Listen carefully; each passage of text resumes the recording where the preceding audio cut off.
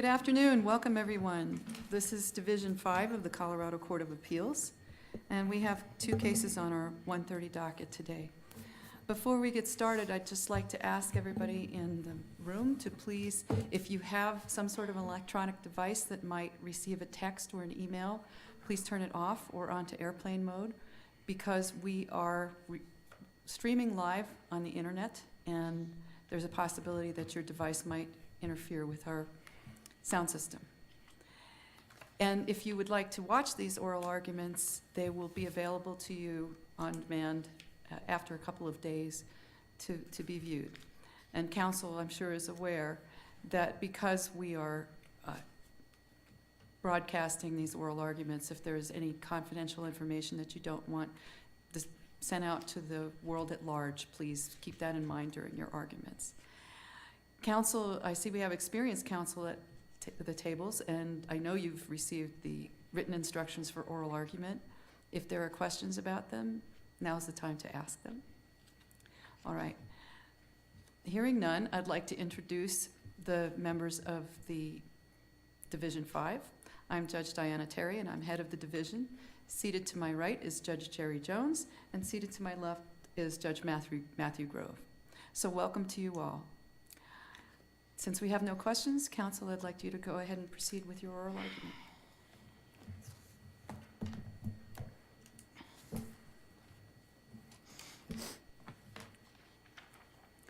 And the case is People v.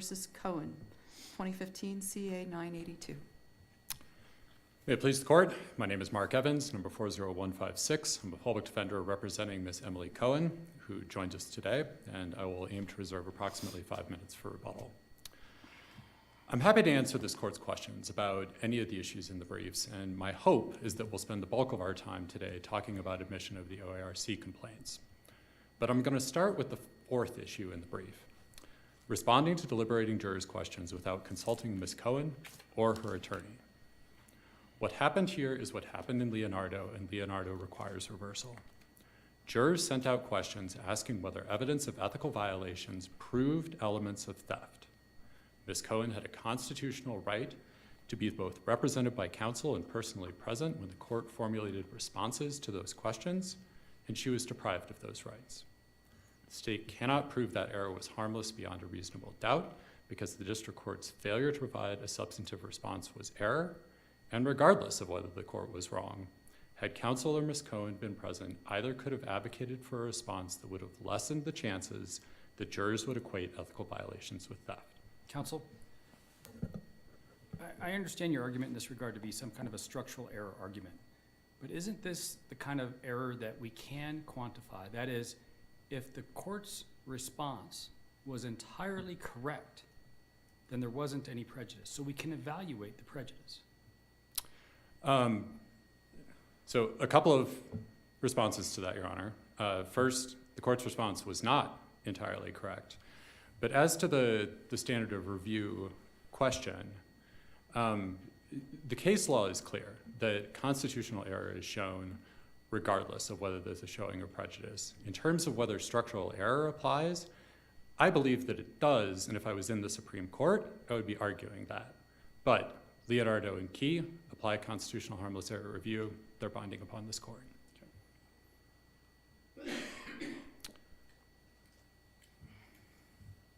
If this court has no further questions about that issue, I'll move on to the OARC complaints.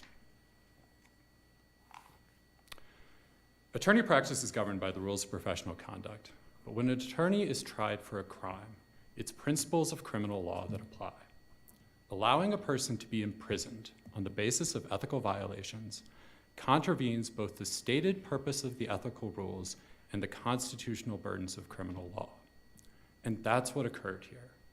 The prosecution waited until cross-examining the final witness, Ms. Cohen, and then admitted through her 3 OARC complaints totaling 61 pages to show that she lied to clients, she lied to OARC, and she lied while in court. That was devastating to her defense, and it was contrary to at least 4 different bodies of law, the first of which is that they were testimonial hearsay. The underlying information was from people who reached out to OARC outside of court for the purpose of filing a complaint that could result in trial and punishment. That information was then placed in a complaint and presented to jurors for the truth of the matter asserted, that Ms. Cohen had actually done the things alleged. That violated both the hearsay rules and the confrontation clause because Ms. Cohen had no prior opportunity to cross-examine the original declarants. Additionally, the 3 complaints were nothing more than extrinsic evidence used to prove specific instances of conduct, which is prohibited by CRE 608B.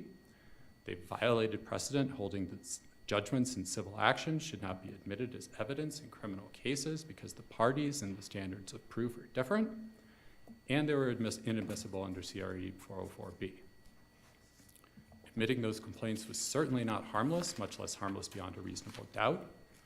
For the charges where the evidence was questionable, the complaints allowed jurors to rely on OARC and the presiding disciplinary judge's assessment of Ms. Cohen's credibility and propensity rather than their own. Hence, they require reversal as well. Counsel, why don't we talk about the opening the door concept? Because my understanding is that the court allowed them in under that doctrine because your client had argued in opening statement that something to the effect that the investigations were personally motivated by the investigator, that there really wasn't any substance behind them, but that it was a personal vendetta because of a lifestyle choice. So once having made that argument, why couldn't the prosecution get these in to show, no, we had complaints. These were serious. We had to investigate these. Okay, Your Honor, so to begin with, I don't believe that the court let the actual complaints in during cross-examination of Ms. Cohen based on any sort of opening the door theory. That wasn't asserted at the time. That wasn't the basis of the court's ruling. So I don't believe that's the case. In terms of whether our opening statement opened the door to anything, the state's opening, which obviously occurred before ours, says that May 2012 was the first time that OARC wrote to Ms. Cohen, and it promised jurors that they would hear about the OARC disciplinary proceedings. And Ms. Cohen couldn't open the door to information about the disciplinary proceedings because the state had already gone there. But couldn't she have objected to that? She I mean, did before. The prosecution obviously can't open the door to inadmissible evidence that it wants to get in. It can't do that. That's not how it works. So couldn't your client's attorney have objected to that, to the argument itself, and then to subsequent efforts to get that in? And I understand there were objections to the subsequent efforts, but couldn't she have objected to the argument? Your Honor, she did object before trial to admitting anything about the OARC investigation, and the trial court made a ruling that that was going to be able to come in. And so there was no point in making an objection during the prosecutor's opening statement because what the prosecutor was saying was in compliance with the court's prior ruling. So what do you think why did the court admit the complaints themselves? What was the rationale? Your Honor, I wish I could provide you with a good answer to that, but I think part of the problem here is that the pretrial rulings in this case only addressed testimony about the nature of the investigation, not the results of that investigation as reflected by the complaints. And when the state dismissed a whole bunch of charges on the eve of trial, the judge who had handled all of the pretrial rulings said that any evidence about these dismissed complaints would be 404B, and that's not coming in.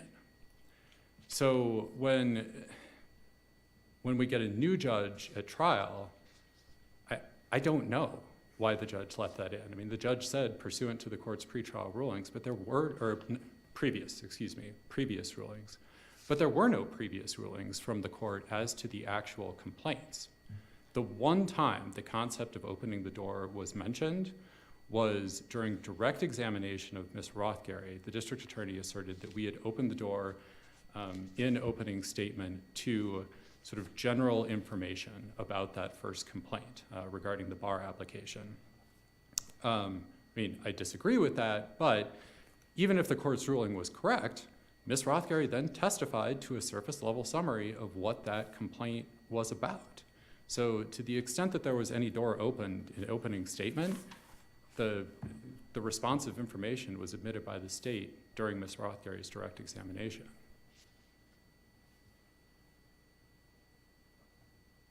This court has no further questions. I'll reserve my remaining time for rebuttal. Thank you, counsel. You have almost 7 minutes left. Thank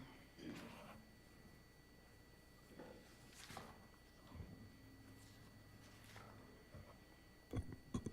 May it please the court, my name is Erin Grundy, registration number 41271, and I represent the people of the state of Colorado. The defendant's convictions for theft from the immigration client she purported to represent should be affirmed.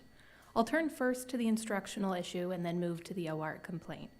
The people agree that the constitutional harmless error standard applies to the court answering jury questions, and structural error does not apply when it impacts the right to counsel and right to defense, but is, the right to counsel and the right to presence, but is not a complete deprivation of either right.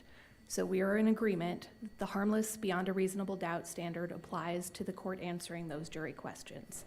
Here, the error was harmless beyond a reasonable doubt to the extent we can assume from the record that the court answered the questions without consulting with either counsel or the defendant, because the answers were legally correct and the jury would not have assumed the type of psychological presence we're concerned about in pain when no one was in the courtroom when the court answered the questions, because neither counsel nor the defendant was there. So it wasn't a situation that we're concerned about in pain or its similar cases where it appeared that maybe the defendant didn't think this was important or didn't care. It would have been very reasonable for the jurors to assume that no one was allowed in the courtroom once deliberations had begun other than the court. Further, the jury actually rendered a hung verdict on one count, and its question to the court had indicated that it was hung on one and only one count. Thus, there's no indication that the modified Allen charge in this case was coercive, and there was certainly no time fuse element that's been held to be improper. So in this case, there's any error in the court's answering the jury questions was harmless beyond a reasonable doubt. Counsel, let me ask you about the one question regarding the instruction about the effect of the alleged ethics violations. It seems plain from the question the jury asked, the jury was confused as to how it was supposed to treat that evidence. Could it treat that evidence as proving elements of the offense? It seems to me to refer the jury back to the same instructions that had confused the jury was not really helpful. I mean, Leonardo says you can't do that. Why wasn't that an error? Your Honor, I think if we're looking at the interplay between Copeland and Leonardo, there's a question of if there's jury confusion, you can provide supplemental questions, but if it's not a question that the court can answer, the court can direct the parties back to the jury instructions. Here, I think the court's response was appropriate because it did receive the elemental theft instruction. So in terms of actually assessing the theft, the jury was still on notice, certainly, that it had to find each of those elements beyond a reasonable doubt. I think the court perhaps could have given a supplemental instruction here, but I think what the court did was not an abuse of discretion, and trial courts have substantial discretion in whether to give additional instructions. I get all that, but I don't think the confusion was over the elemental instruction. The confusion was over the other instruction regarding the ethics complaints and such, where they plainly indicated they don't know how to apply that to the elements. Your Honor, I actually think that if you look at question 2B, it's not a question about the ethics violation itself. It says, is the OAR's standard for verifying the receipt of money by an attorney the standard we can use? And I think that actually doesn't relate to the ethics complaints. I think it relates to the fact that when most of these witnesses were directly examined or cross-examined, testimony came out if the witnesses were actually reimbursed by the attorney fund for client protection. So I think that's the dollar values. I didn't actually see that in most of the OART complaint, so I don't think that actually ties into the complaint. It goes into the witness testimony at issue. So I don't know that that actually solves Your Honor's question, but I did want to clarify that I think it's actually a question about testimony, which would be a factual issue, and it's not any confusion related to the jury instructions about the interplay of the rules of ethics, and it's not an impact of the introduction of the OART complaints. It's actually the testimony that came in regarding the clients that were reimbursed through the attorney fund for client protection, and basically whether that satisfies the theft element. And here I think that the jury instructions about theft in and of themselves were enough to explain to the jury that they had to find the value of theft beyond a reasonable doubt. So while further clarification may have been helpful, I don't believe it was required, and any error was harmless beyond a reasonable doubt. I'd like to turn then to the OARC complaints. And in this case, I think we need to go back to the pretrial litigation to truly understand what happened. So if we look at the motions to introduce 404B evidence or res geste, as well as the October 30th, 2014 motions hearing, the prosecution indicated that they wanted to introduce evidence of the OARC complaints, bankruptcy, and one other item in order to show notice and motive. And the court went through at that time and said that it would admit that for notice. At that time, they were discussing the letters that were actually sent to the defendant and not the OARC complaints themselves. And then if you look at the prosecution's opening statement, which occurs at the December 2nd, 2014 transcript at page 25, that's exactly how the prosecution uses that evidence. It uses it for notice and explains after May 2012, when she knew there were complaints about the way she handled client money, was there any circling around? Well, there wasn't. There wasn't any change, and that's very concerning, but it's very significant. Counsel, what did the first complaint have to do with handling clients' money? Well, Your Honor, the first complaint wasn't referenced by the prosecution at all. The first complaint was referenced for the first time in opening statement by the defense, when the defendant claimed that OARC was biased against her after their first meeting with Ms. Rothgary, where defense counsel explains in their opening statement at pages 34 and 35 that the defendant had a horrible first meeting with OARC. The woman, Katie Rothgary, is going to come in and testify that she met with Ms. Cohen with a private investigator from her office, sitting there to witness the interview. And Ms. Rothgary said, "Oh, I see you've had a baby," and talks about the baby. She's breastfeeding the baby. It's 6 weeks out. Ms. Rothgary says, "I've got a baby too, a 3-month-old. And then Ms. Cohen said, "Well, I'd like to find a job while I could care for my baby." And Ms. Rothgary says, "Oh, I hate you, I hate you." And Ms. Cohen says, "Oh, you shouldn't hate me." And then they go into the discussion about how the baby should have been in daycare. Immediately after opening statements, the prosecution argues that they would be then admitting evidence of that 2011 complaint when Ms. Rothgary testifies. So the 2011 complaint first becomes relevant after the defendant's opening statement. It opens the door to the substance of those allegations, and it refutes the alleged bias, vendetta, or gripe, which the court references all of those terms when it explains it, and explains that the defendant's opening statement did open the door to at least a gripe about OARC. But how far was the door opened? I mean, it was arguably open to show, okay, there were complaints by other people. We have to investigate such complaints. So this wasn't motivated by some personal bias. But the complaint itself goes far beyond that. I mean, it's got all kinds of detail. It's got the conclusions of Attorney Regulation Counsel, which, by the way, the district attorney referenced in closing as showing that Ms. Cohen was not telling the truth. That seems to be opening the door way too far. Your Honor, I think it was a question for the court to determine in opening the door. Under the doctrine of opening the door, we give courts substantial discretion to assess. I think the court could have done a more limited opening. I think it could have just allowed Ms. Rothgary to testify, and that would have been an appropriate determination of opening the door. But it doesn't mean that the court's determination here was necessarily error.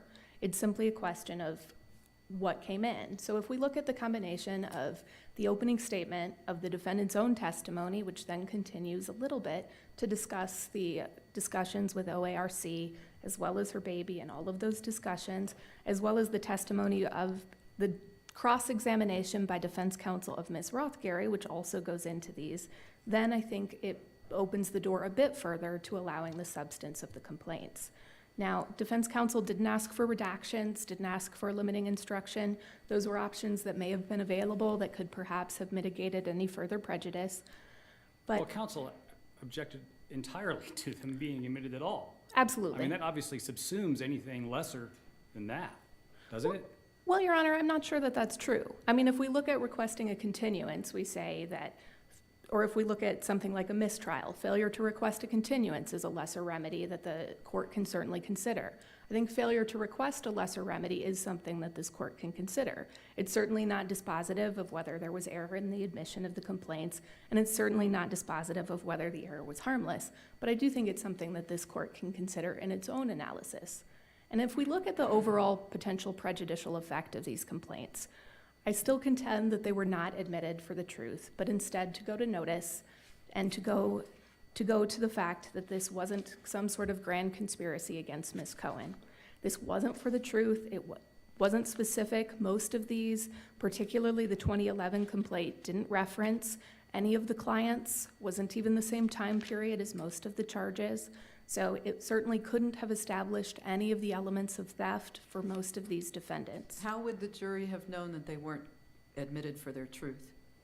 Your Honor, a limiting instruction may have been a good approach, but I think one of them is simply that when they talked about them, the prosecution talked about notice. When the prosecution introduced particularly the 2012 and 2013 complaints, it went through and said, so you were on notice about the COLTAF obligations. You were on notice that you had to do work in order to deposit client funds. And the prosecution went through several times and emphasized the notice. So I think that there was sufficient information for the jury to determine. And the other thing, this court can affirm on any grounds. You can look at all of the circumstances surrounding the evidence admitted at trial and see that there was sufficient evidence admitted for all of the counts based on the testifying witnesses to establish each of these charges beyond a reasonable doubt. We also know that the jury wasn't unduly misled, and we can see that through the fact that it actually acquitted Ms. Cohen of 8 counts and hung on another count. It certainly doesn't suggest by the verdicts that the jury was unduly influenced by any of this information or that it decided to convict on improper grounds. But what about the instruction that they were concerned about? I'm not sure I agree with your reading of that question. I mean, there was so much testimony about the alleged ethical violations that it's hard for me to imagine that question was relating to the amounts at issue when those weren't really that much at issue.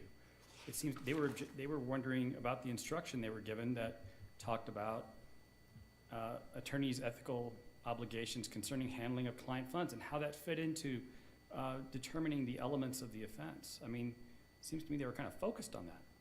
I think they were, Your Honor, and I think part of that is because it was clearly critical to whether there was authorization, which is an element of theft. So I think the jury was appropriately focused on these issues because they had to be. In order to convict the defendant of theft, they had to determine that she acted with intent and without authorization. And I think that the jury's questions really indicate that they were appropriately focusing on the elements of the instructions that they were required to decide, both intent and authorization. I don't know that they necessarily demonstrate that the jury was unduly influenced by anything, just that this was clearly the crux of the case, whether she acted with intent and whether she acted without authorization. So, But then what do we do with the DA's argument that these complaints showed that Ms. Cohen lied? She lied to the judge. She lied to the OARC. You should conclude she's lying now. That's offering them for their truth, period. Isn't it? Believe the allegations. She's lying.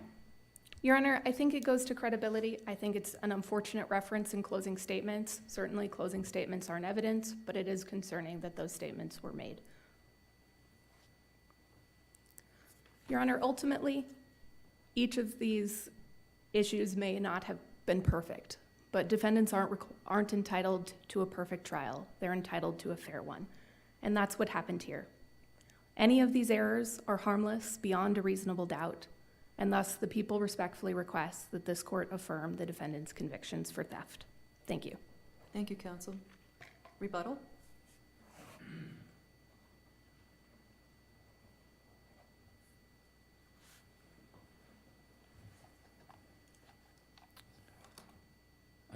Returning briefly to the responses to the jury questions, the Attorney General characterized juror question 2B as asking whether reimbursements by OARC or the Supreme Court satisfy the elements of theft.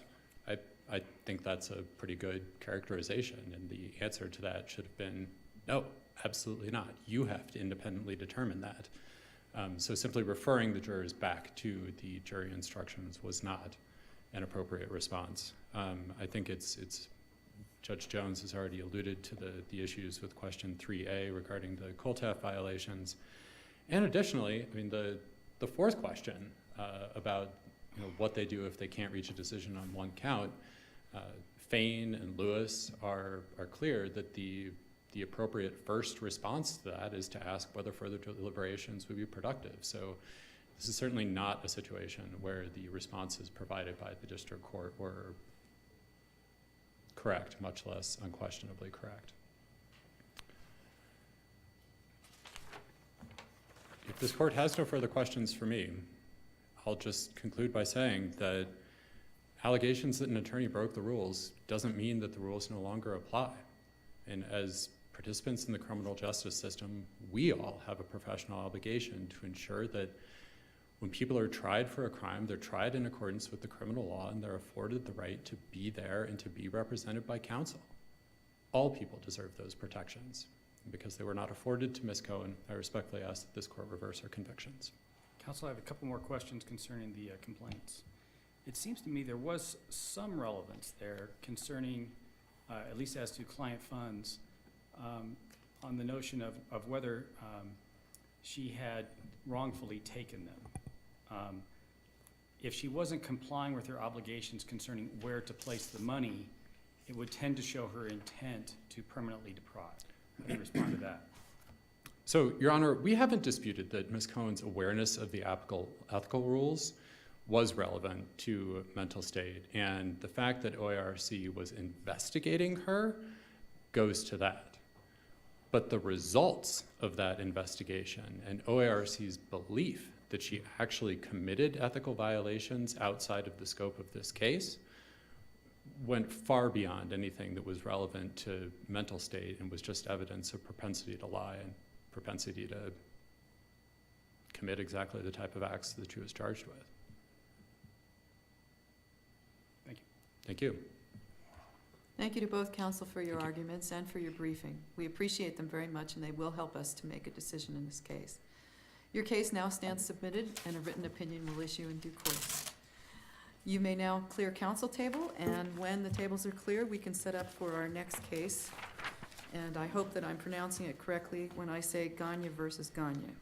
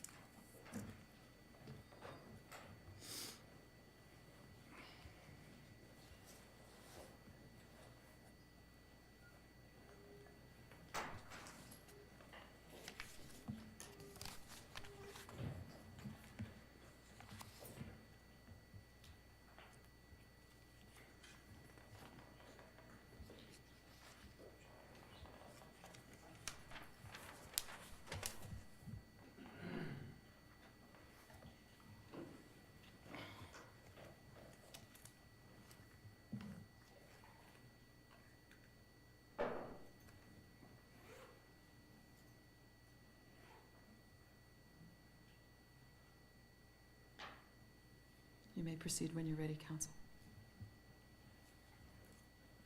Thank you, Your Honor. May it please the court, counsel. Diane Smith, registration 14340, appearing on behalf of the appellant Paula Gagne. And appearing with me is David Hirsch, also of the firm of Berg Simpson. Your Honors, the Limited Liability Company Act is founded primarily upon freedom of contract. It is a contract between the parties, and it gives force to the agreements they reach in carrying out the management of a limited liability company. This includes giving management authority to a single individual, a manager, who is then responsible for carrying out the business of the company. Creating a procedure that allows a non-manager minority member to force the dissolution of four separate manager-managed LLCs, as if this was just a family squabble and a divorce, and engaging in property drops and swaps untethered from LLC law, undermines the stability of Colorado's limited liability company law and constitutes a fundamental injustice to Paula Gagne. Now, in the course of this case, sorry, I just realized that this is way taller than the court can probably can't see me at this point. I can see you, and if you can see me over my name plaque, we're all doing well. Hello, Your Honor. One of the first issues that the court needs to address in this case is the standard of review.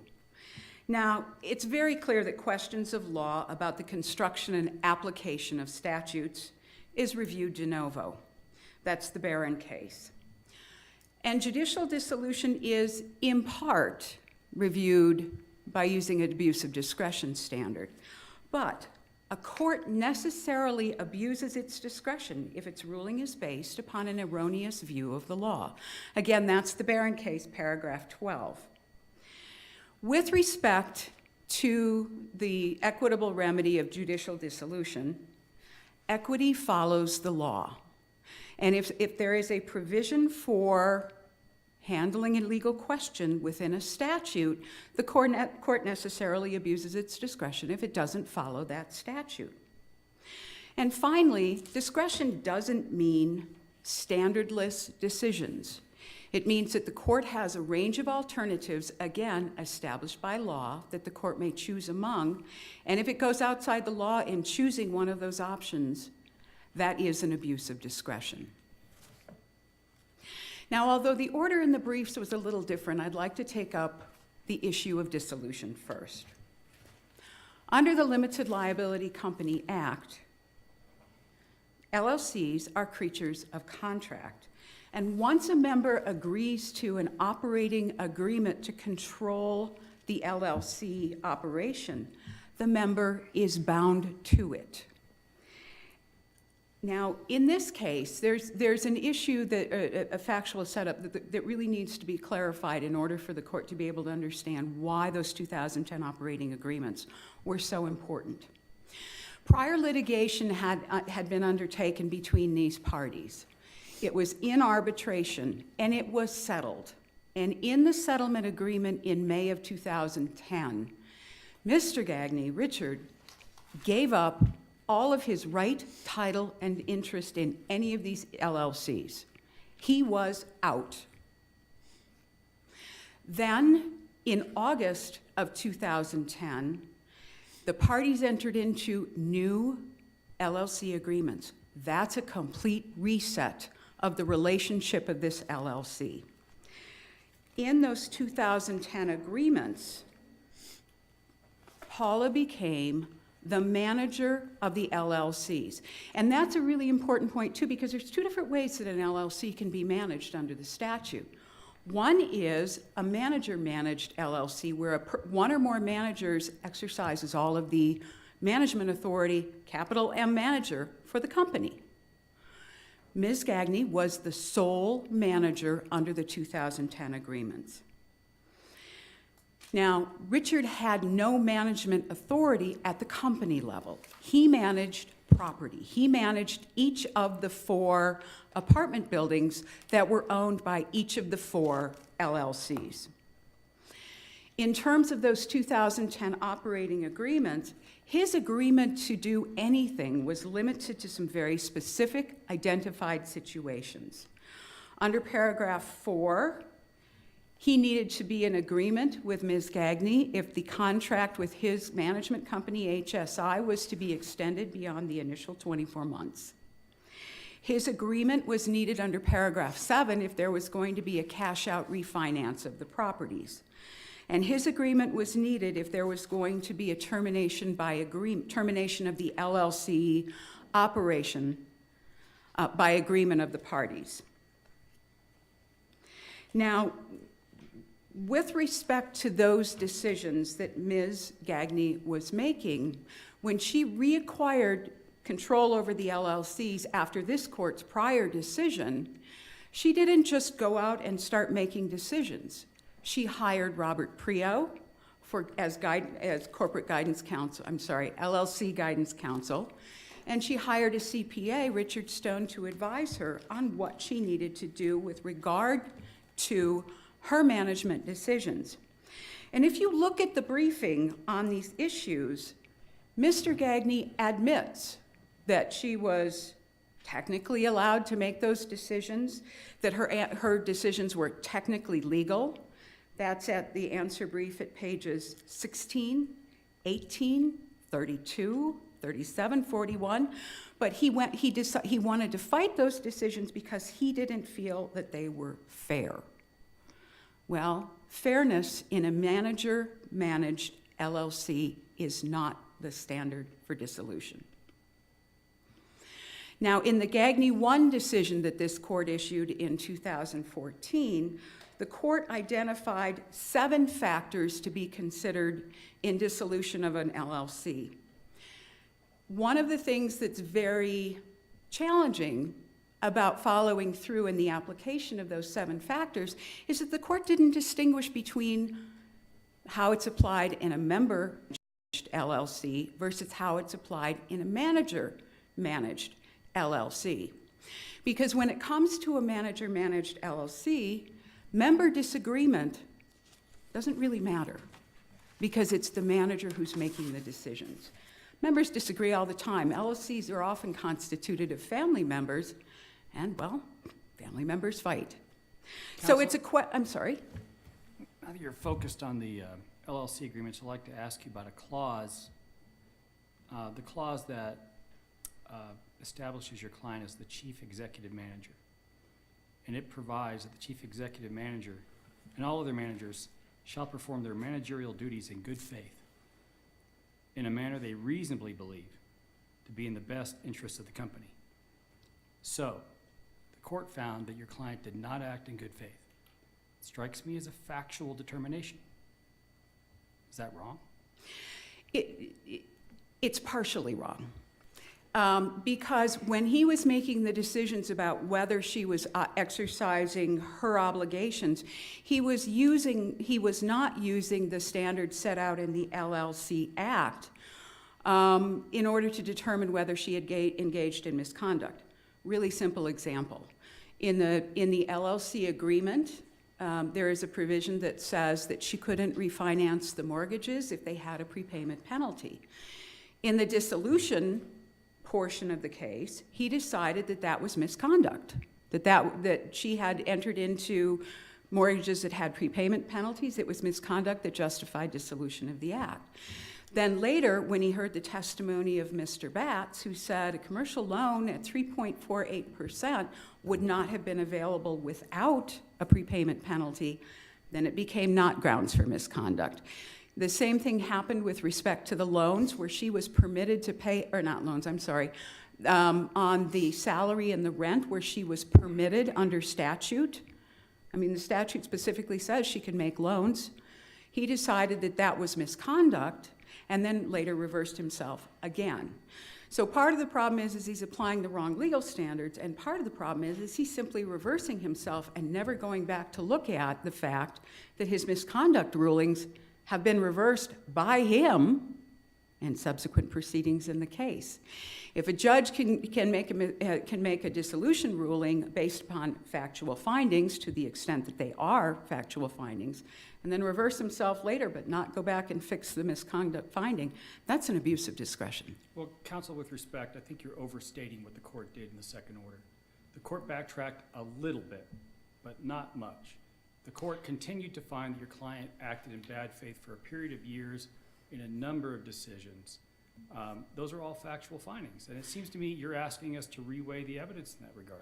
No, I'm not asking you to reweigh the evidence, Your Honor. I'm asking that the factors for this be applied within the context of the actual factors of the LLC Act as well as the Gagne 1 decision. Well, the fact that the LLC Act allows, in theory and in practice, a manager to do X, Y, and Z says nothing about whether the manager did so in good faith.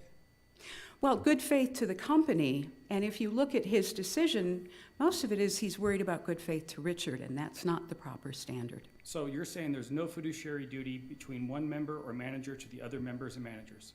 No, I'm saying there is clearly a fiduciary duty, but in this case, the breach of fiduciary duty claim was dismissed with prejudice in the June 2015 hearing, and it was never determined by the court that there actually was a breach of fiduciary duty.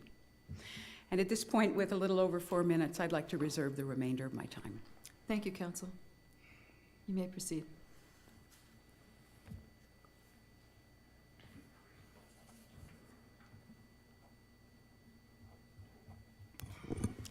Good afternoon. My name is Jennifer Lynn Peters, attorney registration number 31699, and I, along with my colleague Timothy Odell, represent the plaintiff in the proceedings below and the appellee here, Richard Gagne. As Judge Gabriel wrote in the Gagne 1 opinion that was issued in 2014 when he was a member of this court, dissolution is reserved for situations in which the LLC's management has become so dysfunctional or its business purpose so thwarted that it is no longer practicable to operate the business. This is that case. And with due respect to my colleague, Ms. Smith, there isn't a set of standards out there that the judge could choose from at the trial court level on how to do this dissolution for LLCs in particular, because as far as we're all aware, this is the first time an LLC in Colorado has been judicially dissolved. What the trial court did here, however, was apply appropriate standards of law, borrowing from other areas and other courts where these issues have arisen, and he did so appropriately and fairly, and therefore we believe it should be affirmed. To be clear, this is not a case about one minority member trying to wrestle control of a business away from another majority voting interest owner. It's also not about interpreting the contract. This is about a family business that has become so dysfunctional and toxic based on decisions that were made by that majority voting interest owner, decisions the trial court found to be in bad faith, that they cannot conduct business anymore, and that business is being used by those in control of it, the member, manager, and the manager, solely to punish and deprive the other member, a 50% member, of any interest or benefit in the company. These parties are so dysfunctional, they cannot even agree on how to pronounce their last name. And so you will hear differences today in how counsel is referring to it. The point is here, Ms. Gagne, as she calls herself, is not a victim of any injustice. She's the cause. Now, there were 3 issues essentially raised on appeal. First is whether judicial dissolution was properly ordered in the first place. Second is whether what we call the drop-and-swap plan for dissolution and how it should occur was appropriately fashioned under the totality of the circumstances of this case. And then finally, there was a challenge in the briefing to some adjustments that the court made in resolving the dissolution and accounting claims below. It's our position that all 3 of those issues should be affirmed. Focusing first on the dissolution issue, Ms. Smith noted that she did not believe the trial court applied the correct law because it failed to distinguish between member managers and managers of an LLC. That's the first time I've heard that argument, and I would submit that's not raised in the briefing and is not an issue you need to concern yourself with. But I also think it's a distinction without a difference. Whether you're a member manager, a manager, or just a member of an LLC, under this particular agreement and under the statute, you owe a duty of good faith to both the members and the company itself. And here there is no question, and Ms. Gagne is not even really challenging, that the factual findings the trial court made here, and there were numerous of them, that she acted in bad faith, were supported by credible evidence. And in this particular case, the trial court found that she breached her duty of good faith, that she acted for her own personal benefit and not the benefit of the LLCs, and that this legal and accounting advice that she keeps trying to fall back on doesn't help her here.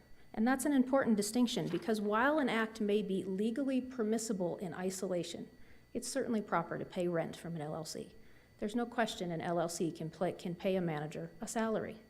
These decisions here that she made were not done in order to pay legitimate expenses. They were done to find a way to extract money from these businesses in a manner that meant she didn't have to make the matching equal distribution to the other owner. They were done, as the court said, to try to manipulate the finances and the books of these businesses solely to make sure all of the money came out to her and didn't go to Ms. Gagne and not to Richard Gagne. It's also important to look at what these lawyers and accountants were told when they were asked questions, when this so-called advice was sought. As the court may note in the transcripts from the September 6th and 7th, 2016 hearing that took place, Mr. Prio, the lawyer that was hired, was never told that the rental agreement that set forth when she wanted to pay and how much she wanted to pay rent for was to cover use of her home office to store boxes, that these were backdated agreements meant to memorialize a so-called verbal agreement she made with herself in 2011, or that the payments were really being made in 2015 just before trial because she was fearful that she may not get the outcome she wanted from the trial court.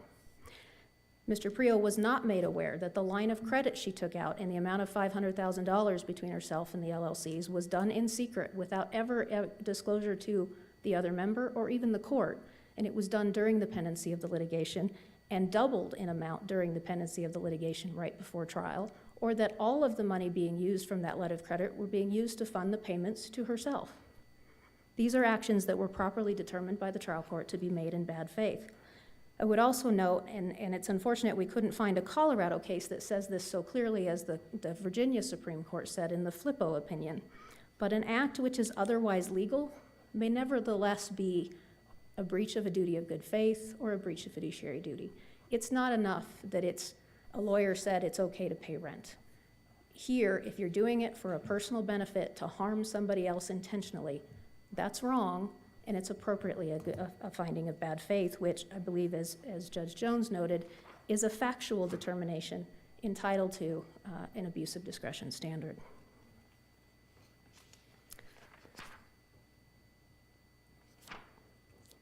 I think if the court walks through the order on dissolution, which is 28 pages, there's no question that the judge in the trial court below properly applied each and every factor laid out in the Gagne 1 decision, made numerous specific factual findings supporting his determination on each of those factors, which are really non-exclusive guidelines about what facts a court should look at. And that, again, Ms. Gagne is not challenging those factual findings. She admits she took all these actions. She just disagrees with the trial court's determination that she did so for her own benefit and for improper purposes to punish Richard Gagne. But that's a factual determination based on credibility findings that were very clearly detailed by the trial court below on 2 separate pages in his order, where he found Ms. Gagne and her other son, the manager she appointed, Jay Gagne, not to be credible. And so the fact that she now disagrees with those determinations is not a basis to reverse. Counsel, could you respond, though, to counsel's argument that in the second order, the one that actually set out the kind of the mechanics of the dissolution and the adjustments, that the court backtracked on some of those findings of bad faith? Well, I would disagree with the characterization that he backtracked on the bad faith finding. I don't think he changed that it was still an act of bad faith.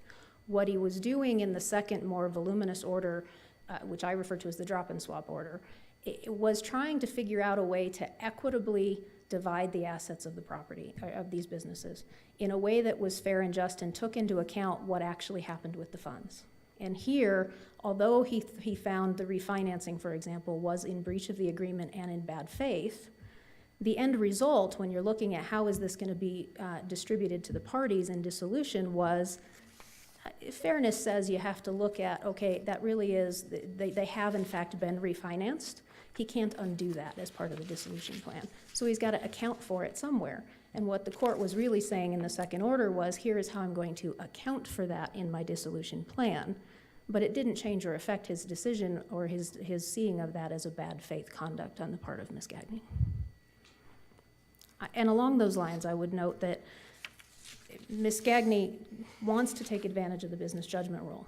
The business judgment rule does not protect parties who do not make decisions in bad faith, who do them for their own personal benefit, as the trial court found happened here, or in self-interested transactions. And there's no question that all of these challenged conduct was a self-interested transaction. I'd like to turn now specifically to the challenges that were raised in the briefing to this drop-and-swap dissolution plan. There's been a lot about what factors or what standard the court should have applied and that the dissolution has to happen in compliance with the LLC Act. I don't think there's a question here that the judge followed the LLC Act. The judicial dissolution statute found in section 780.813 specifically says that once a court decides to judicially dissolve an LLC, it shall do so following the voluntary dissolution provision set forth in 780.803. And 780.803 gives the person winding up the affairs of an LLC upon dissolution several powers, one of which is explicitly to distribute the assets of that business, that LLC, to the members in kind. It specifically authorizes the drop part of what the court ordered here. I also think the last part of that 780-803 standard gives the person winding up the affairs of an LLC the ability to also do anything else necessary to dissolve the business. It gives flexibility to a party dissolving an LLC to do it in the best way possible and the most expedient, efficient, and in particular for a judicial dissolution, gives the trial court latitude, as do the cases, to do so in the most just and fair manner. And that's what happened here. The court is ordered that the assets will be distributed in kind. He meticulously made findings about the value to be attributed to all of those assets, which are not challenged on appeal. He made very specific findings about adjustments that were or were not required, and he specifically accounted for the capital contributions that Ms. Gagne made to these businesses that she recovers as part of a dissolution. He went above and beyond trying to make sure he found a way that was just and fair. Now, the swap transaction he did was trying to address a concern that both parties had about the significant tax liability that a forced sale of these businesses would result in. And to be clear, that's not the only reason the trial court went with this plan. The trial court was also trying to remedy the fundamental unfairness that occurs here by a forced sale to Richard Gagne, who wants to continue operating these businesses, who wants to continue this as his occupation, as was the plan from the time these businesses were first formed back in 2006. This was meant to give him an occupation and an ability to support his family. And the judge was anyway, that was something he testified at trial he wanted to continue to try to do, and the judge was trying to find a way to help him do that. And in giving him this flexibility that gives Mr. Gagne the ability to continue running these businesses, or at least two of them, he did so in a way that doesn't prejudice Ms. Gagne. In the briefing, Ms. Gagne— Counsel, I'm sorry to interrupt, but I need to ask you about a couple aspects of this drop and swap Sure. kind of situation. The first is, you alluded to the tax consequences of a forced sale and distribution of proceeds. Am I understanding this correctly, that tax consequence would be because simply of a capital gain? There would be a substantial capital gain and therefore tax consequences for that? Correct. And in this case, I think the testimony by the experts was in agreement that that capital gain was approximately $892,000 to each. Right. All right. And so there was testimony about the drop and swap and the whole 1031 issue. Mm-hmm. I want to make sure I understand this because I'm not sure I do. The experts seem to be saying that you can't exchange membership interests in LLCs and qualify for 1031. That can't happen. That's correct. And you can't exchange a membership interest in an LLC for a real property interest. Also correct. Or an interest in assets. That can't happen. Also correct. Okay. And so what the court did was say, you each get these as tenants in common. Okay, so the assets are distributed that way first, and then you have cross conveyances. And it's those cross conveyances, they're no longer LLC interests, they're simply assets that belong to the individuals, and so those would qualify for 1031. Is that right? That is exactly right. And that is what happens, and as the experts testified, that's commonly what happens when you're taking a special purpose entity or any other LLC that owns a real property. You have to drop it out of the LLC before it can be exchanged to qualify for 1031, and that happens all the time in real estate transactions. And that's what the court was trying to facilitate here.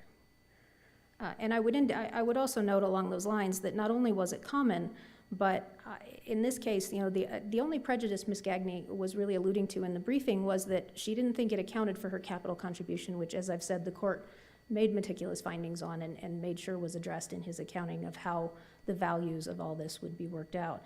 And two, she argued that it wasn't fair to her because there's a potential liability she would have if she owns it in her own name. And on that point, I would just point out that the trial court actually, in a footnote in his order, I believe it's footnote 2 on page 9 of his October 28, 2016 order, he specifically said if they're concerned about that liability, these two members could choose to take it directly from one LLC into a new LLC they created, which would preserve the liability concern. That would destroy their ability to take advantage of 1031, but that's the member's choice, and that's the point here. What the trial court did was really try to find a fair and equitable way to divide these properties in a manner that doesn't prejudice either of them, but gives them both flexibility to do whatever they want. If Ms. Gagne wants to sell it, she can, and she can choose not to take advantage of potential tax benefits. Mr. Gagne made it clear he'd like to try to take advantage of an exchange if possible, and the court gave him the flexibility to try to do so. And in this circumstance, given the heavy discretion that in the wide latitude that trial courts have in fashioning equitable remedies, it's our position that that order should be affirmed so that these members can move on separate from each other at long last. Thank you, counsel. Thank you. Rebuttal? Your Honors, particularly Judge Jones, I'd like to pick up where that last line of questioning was, because what the evidence and the testimony was at trial is a little different than what we just heard a minute ago.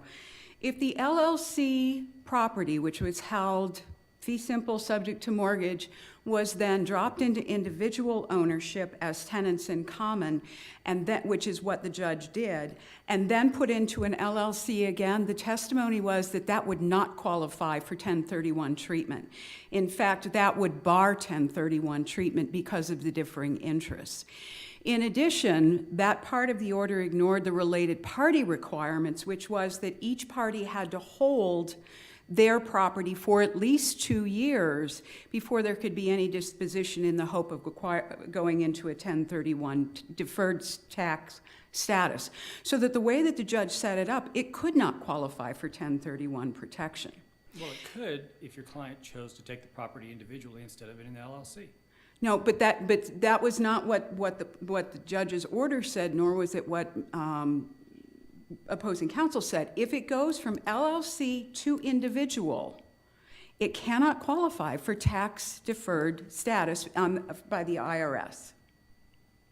But there's a more fundamental problem with what the judge did, and that is that he took the property of 4 separate LLCs, dropped it out of their ownership, and put it into tenants in common ownership, which in and of itself doesn't constitute a distribution in kind under the Bender decision that's cited in the briefing, which is also cited at page 26 through 27 of the answer brief.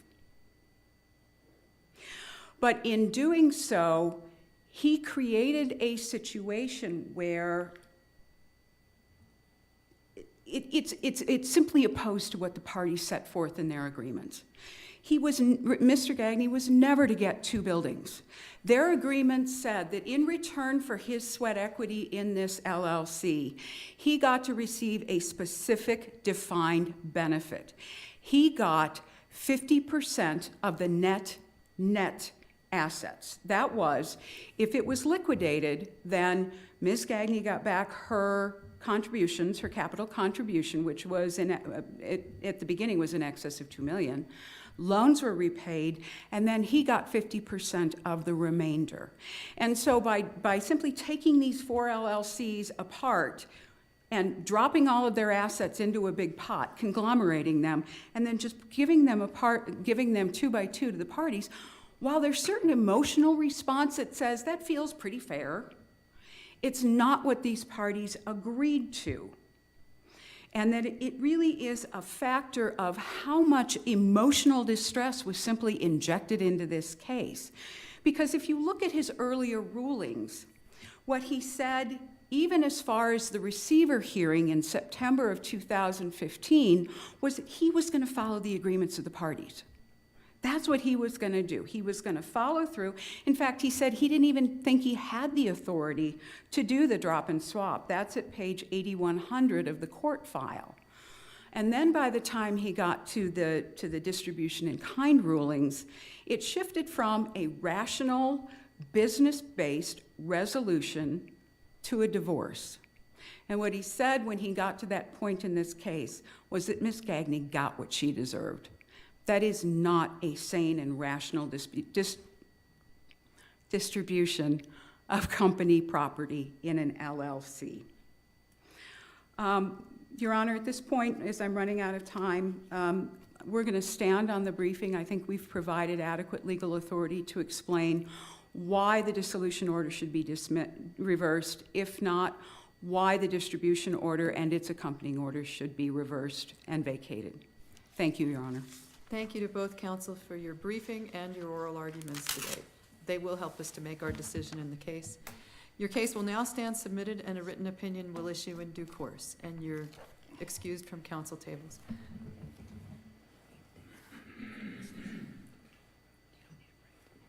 All right, so we will now proceed with our 1:30 docket, I'm sorry, 2 o'clock, what time is it? 2:30 docket. And we'll call people in the interest of JC, 2017 CA 1901.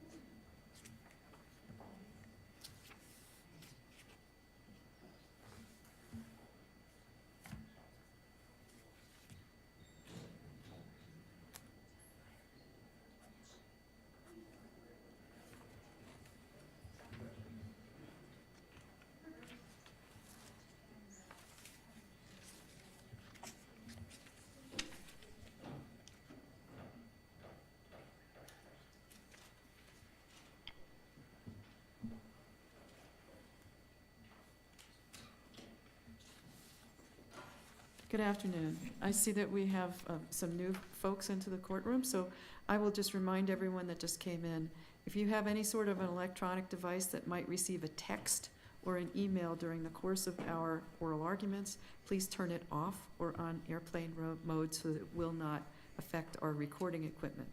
Our oral arguments today are being recorded and live streamed on the web. You may go back and watch them after the fact. Because our arguments are going out to the general public and because of the nature, especially of this case, please keep that in mind as you make your arguments, that if there is confidential information, you don't want to go out to the world at large. Keep that in mind. Welcome to this division of the Colorado Court of Appeals, and we're now going to call the case of, let me ask one thing. Council should have received copies of our oral argument instructions. If there are questions about those now, this is the time to raise them. I have no question. All right, thank you. All right, then please go ahead with people in the interest of JC. Thank you. Good afternoon, Your Honors. May it please the court. My name is Kim Engelhart. My attorney registration number is 44513, and I represent a mother who is appealing the termination of her parental rights. This case was remanded for ICWA purposes. Proceedings were held, and at this point, we do believe that the department has been compliant with ICWA, and that's not something that we're disputing at this time. I would really like to focus on what a reasonable time means within the context of a case like this, where a parent is addicted to methamphetamine. The answer brief of the guardian ad litem argues that we did not preserve this issue for appeal on the trial court level, and I was not the trial court attorney for this case, but I do believe that the issue was properly preserved. Mother testified at the termination hearing and did ask for more time to work on her sobriety and work on her attachment with the child. We also recognize that a reasonable time is not an indefinite time. It must be determined considering the child's physical, mental, and emotional conditions and needs. However, the unfortunate reality has become that children are not being reunified with the parents because recovery from methamphetamine addiction takes too long. This is a very sad case involving a mother who was struggling from addiction from the time that she was a child herself. It appears from the record that she was an addict for almost 10 years when this case started. I'm sorry to interrupt, but I didn't see anything in the record that indicates how long it normally takes to recover from methamphetamine addiction. Is there anything in the record? And if not, is there anything we could look at that tells us how long it normally takes? I have not been able to find much legal authority, so I didn't incorporate that into a brief, but I have some statistics that I found for the purpose of argument. For the purposes of argument, would you just agree that it varies by person? Absolutely. I think it does agree. It does vary by person. Here are some of the statistics that I've found. According to the American Addiction Centers, once a dependence forms, changes are made in how the brain functions and to its chemical makeup and circuitry. So the brain is completely rewired when the addiction process begins and continues. So I think one of the factors as far as how it varies would be how long the person has been addicted to something. It's actually rewiring the person's brain over time. Well, I hate to interrupt what No, is please. surely going to be a great presentation, but I will. This is an EPP case, I guess? That's correct. So the legislature has told us that this all has to happen within a certain period of time. Does that trump or override the considerations for how long it takes someone to get through this addiction process? The Children's Code does identify that a child under 6 shall be placed in a permanent home within 12 months. And there are some exceptions to that, and they generally revolve around the child's best interest. I think the county attorney had said that the court correctly prioritized the child's need for permanency over mother's desire for more time to recover. And generally, the case law does say that the child's best interest is the paramount consideration, and I'm certainly not going to dispute that. What we have here is a case where a child was placed into foster care, remained in the same home for the entire time, and the record is, with the supplemental record, it appears that the child is still in the same home. So through the eyes of the child, it's a continuous placement. The record also reflects the court's order. There was a hearing in August of 2018, and the court changed the adoption target date to February 28th, 2019. So at this point, the child has been in a permanent placement this entire time. They have not been adopted yet, and as far as they're concerned, they're with their permanent home, and that's where they're going to be. When I'm asked, does it trump, I think if push comes to shove and the two considerations are mutually exclusive, then it would. The child's interest is paramount, especially with a child under 6 and the concerns for any kind of lack of attachment. But here we could have worked on both considerations simultaneously and still continue to work with these things. Need to find the site. I apologize. I do appreciate your questions, but sometimes I have to get back to where I was. The National Institute on Drug Abuse recommends at least 90 days in specialized addiction treatment program, and for stronger addictions, such as with methadone, things like that, they suggest a year. So 12 months for a permanent placement for a child when compared with 12 months as required to even get through an inpatient program, get out, get back into the real world, avoid relapse, avoid those triggers. Really, the reality is that these addictions are not being handled with enough time to allow these parents to reunify with their children. And the child is in a safe place. It sounds like the child has been thriving in foster care. That's a wonderful thing, and we appreciate foster parents. But at the same time, the child is missing a relationship with his mother. And he could have that in this case if they had continued to work on it. One of the criteria for termination is that the conduct or condition of the parent is unlikely to change within a reasonable time. So that statement in and of itself does not necessarily take into consideration the child's interest, though that's always a governing consideration for us. In this case, for example, mother had demonstrated months of sobriety after years of addiction. She started fairly consistent with her visits. I think there was an issue with inpatient treatment. The court initially ordered it, then mother requested it, the department objected, and then they did eventually provide that service, so I should clarify that. But there is a lot of back and forth with someone who is addicted, and it's not necessarily that they don't care or that they don't want to work on their treatment plan. their brain chemistry is actually altered because of this drug. So by the time we get into an EPP case, and the parent has already been addicted for a number of years, we have to undo all that brain chemistry damage that's already occurred.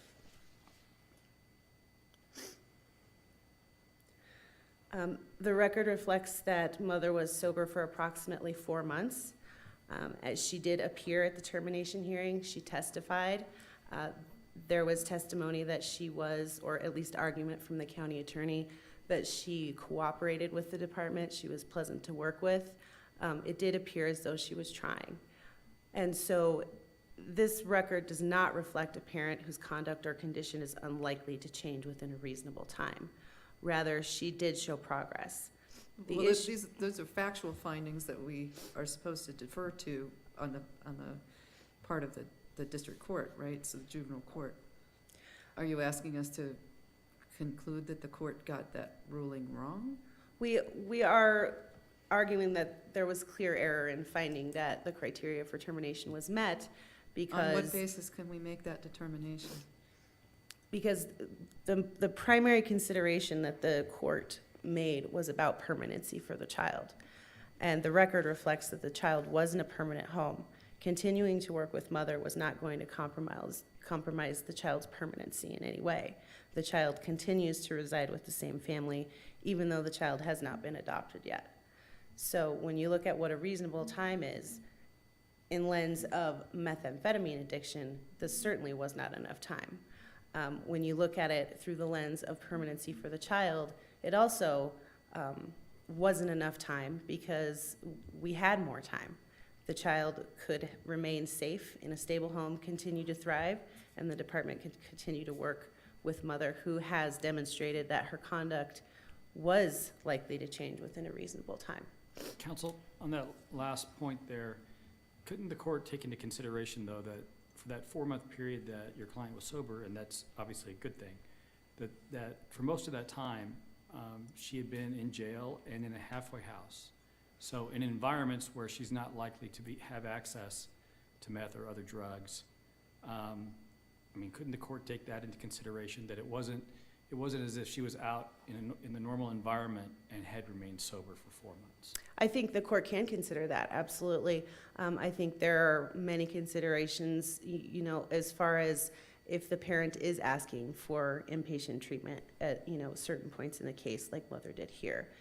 She's recognizing, she admitted to everyone that she had struggled with addiction for many, many years of her life and that she really needed help. So yes, she was in jail. Yes, she was in a halfway house. And some of the statistics I found also show that mental illness or criminal involvement, those types of things can also cause problems with getting treatment as well. Someone can be incarcerated and choose not to avail themselves of the services that might be available to them. In this case, mother did try and obtain those services. And I think the real issue is that relapse is a certainty, and people fall off and sometimes they lose track of the services that they need to get, which is why it's so important that if we really do want to preserve these families, we need to give these parents more time, especially when we have a situation like this where the child is in a safe, permanent home and there's really no urgency. It's not like the child was going to be moved if mother continued on the case.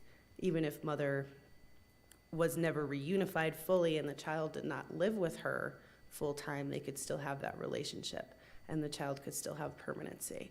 Well, I'm wondering if what's needed is a legislative fix, because the fact that the legislature has created this EPP, sort of, it's not really a deadline, but it is something that the courts have to take into account. Absolutely, and I was thinking about that in preparation for this, and I think the framework is there, and those guidelines can be extended.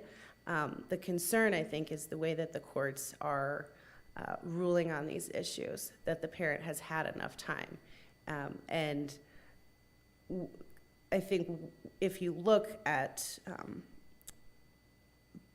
the severity of the addiction and how long it can take to recover. A reasonable time was not provided here. And then the counter argument to that is the child needs permanency, and we had that here as well.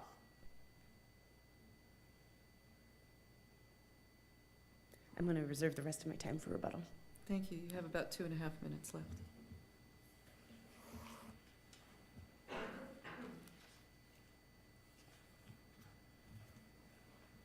Good afternoon, Your Honors. May I just ask before we start the clock on you, are you planning to split time Yes, between the ma'am. two of you, counsel? Okay. You need to keep track of your own time if you're going to be doing that. And I will do that, thank you. My name is Jeff Coy. I am the guardian ad litem for the child before the court today. I was also the guardian ad litem in the trial court for the child. I do take issue, and frankly, the record takes issue with some of the characterizations made by counsel today with the fact that it would do no harm to this child to just continue him in foster care.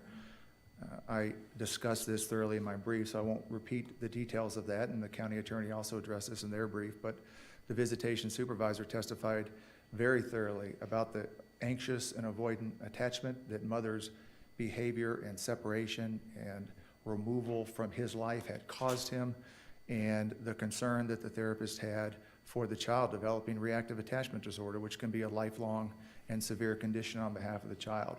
So it is a real issue for this child. Permanency and timeliness does matter for children in general, and the frankly unrebutted evidence in this case establishes that it mattered for this particular child. And the court took that into consideration when it found that there had been a reasonable period of time already offered for the mother to engage in treatment and that the child could wait no longer. And I do agree with some of the questions that the court has had of counsel, that these are factual issues.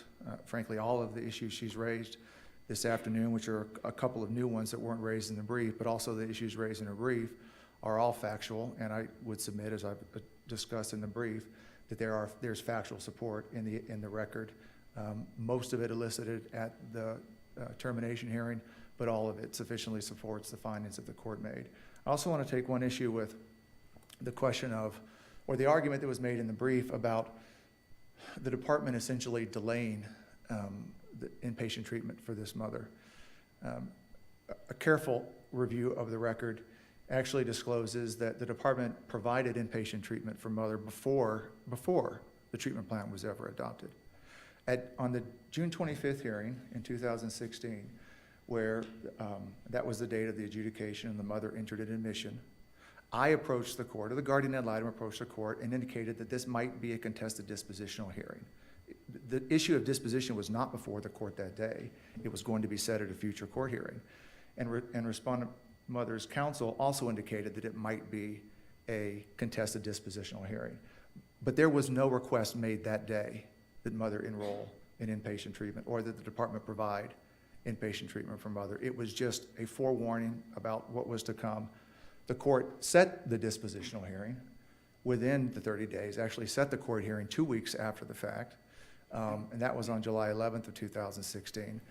At that point, some of the evaluations and the full treatment plan were not provided to the parties, and so the court didn't reach the full dispositional hearing, but the court did take up at that point the issue of inpatient treatment. And there was argument, and to be sure, the county attorney objected to providing inpatient treatment at that time. I disagreed clearly with that position, but I think they have a right to object to a request that's being made of them. But nevertheless, the court ordered that they provide inpatient treatment on July 11th and then set the hearing for a formal disposition at the beginning of August. By the time we came back to court at the beginning of August, the department county attorney indicated that the referral to inpatient treatment had already been made, and it was open and it was available for mother. So one, not only did the department provide the service, but two, they provided it before they were legally obliged to provide the service. It's difficult to see how that could constitute any delay in the context of a dependency and neglect case. Mother then entered treatment, and she was unsuccessfully discharged. In my opinion, it was for a technical reason, but and she did well for a couple of months, and when she visited with the child, the visits went well, but the record is very clear that the child saw the mother as a playmate at that time, primarily because of her absence from his life during his formative years. These were decisions that the mother made to absent herself from the life of the child. Now, there's no doubt that she had a drug and alcohol issue and had a mental health issue, and it's a sad case. But the fact of the matter remains, the child needed her during a very formative period of his life, and she wasn't available. And then visits went on for a couple of months, and then she absented herself from the life of the child again for a 4-month period of time, and then kind of got re-engaged as we came up on the termination hearing. Those were the reasons. Those were the reasons that the child needed the permanency that the therapist testified to. And frankly, the caseworker also testified, again, without rebuttal, essentially, that the mother had been non-compliant with essentially all aspects of her treatment. She had just essentially gotten out in the community a couple of months before the hearing. But there were grave concerns about her ability to change and follow through and meet the needs of the child. And I would just, again, submit that these were all factual issues. I think it's very clear, the law is very clear that these are factual, and there is strong evidence, and in most cases, unrebutted evidence, to support the trial court's findings. I want to stop now because I don't want to repeat a lot of what we've already written about unless the court has any questions for me. Thank you, counsel.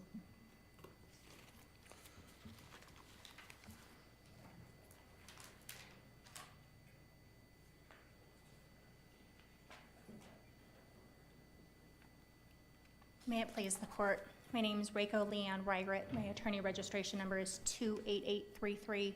I'm appearing on behalf of the Douglas County Department of Human Services. It was not the attorney of record for the termination hearing. I wanted to address some of the issues with regards to a reasonable amount of time in this case. As the court has noted, this is an expedited permanency planning hearing, and the legislature has determined that a child needs to be in a permanent home within 12 months.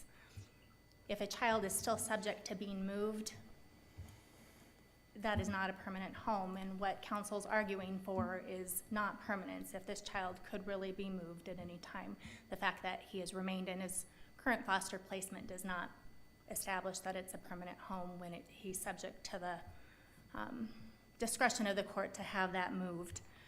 Mother was given ample time to comply with her treatment plan. 11 months was the period of time prior to termination that the treatment plan was in effect. And that is more than a reasonable amount of time. That this case exceeded EPP guidelines. This case was open approximately 14 months at the time of trial. Mother, the argument for 6 months needed for treatment for mother, she had that 6 months where she could have been complying with treatment, and it was her actions, her incarceration, her relapses that led us to a place where we were not able to reunify within a reasonable amount of time. And the court took into consideration, and the record supports the fact that this child needed permanence and couldn't wait any longer, that no additional amount of time was reasonable from the perspective of this particular child. Maureen McLaughlin testified additionally that her opinion was that mother needed 12 months to be working on her bonding and attachment with this child. So it wasn't just the issue of substance use and let's get mom clean and in 6 months we can reunify. There was actual work that had to be done on the relationship between the mother and the child. So saying 2 months, in 2 months this child could be reunified, that was not realistic from the perspective of this child.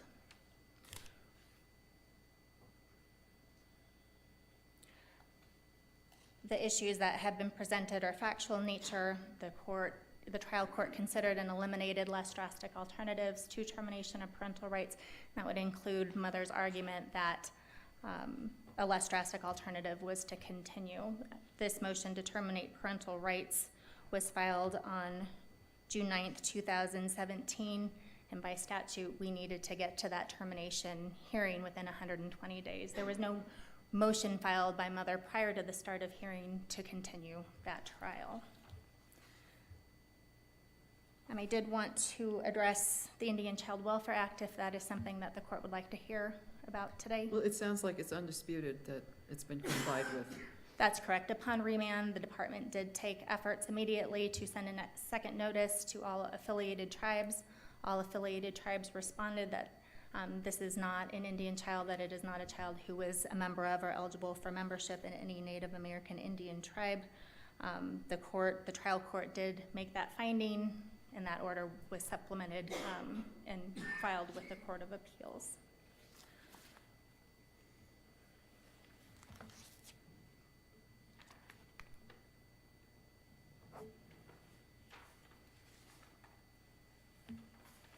Are there any particular issues the court would like me to focus the remainder of my time? Sounds like no.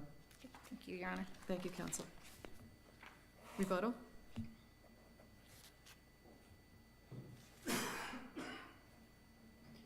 Thank you. I do not disagree that there was a lot of lack of compliance by mother in the case, and a lot of it was her actions. However, her actions were all fueled by drug addiction. So again, this is a really severe disease that a lot of people struggle with in these dependency and neglect cases. The criteria for termination has various elements, and if they're not all met by clear and convincing evidence, then the motion to terminate should be denied. That's why my main focus is about this reasonable time argument.